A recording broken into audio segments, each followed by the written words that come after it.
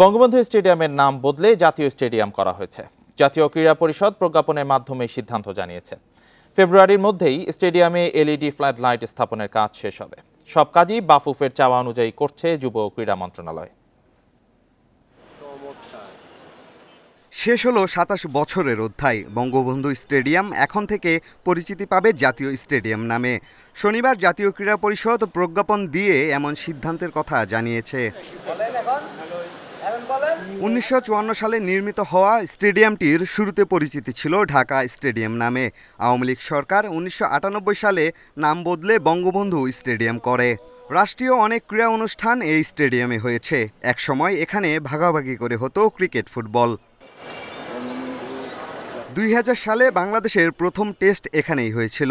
২০১১ বিশ্বকাপের উদ্বোধনী অনুষ্ঠানের সাক্ষী এই স্টেডিয়াম। ২০০৫ সালে ক্রিকেট সরে যায় মিরপুরে।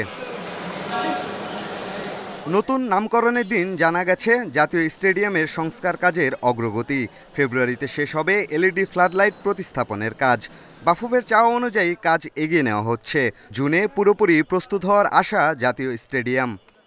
এলইডি লাইটের সেটা অলরেডি এখন প্রতিস্থাপন করা হচ্ছে। আমরা তাদেরকে টার্গেট দিয়েছিলাম যে প্রকল্প কর্তৃপক্ষকে ফেব্রুয়ারির ভিতরে এটা বুঝিয়ে দেওয়ার জন্য।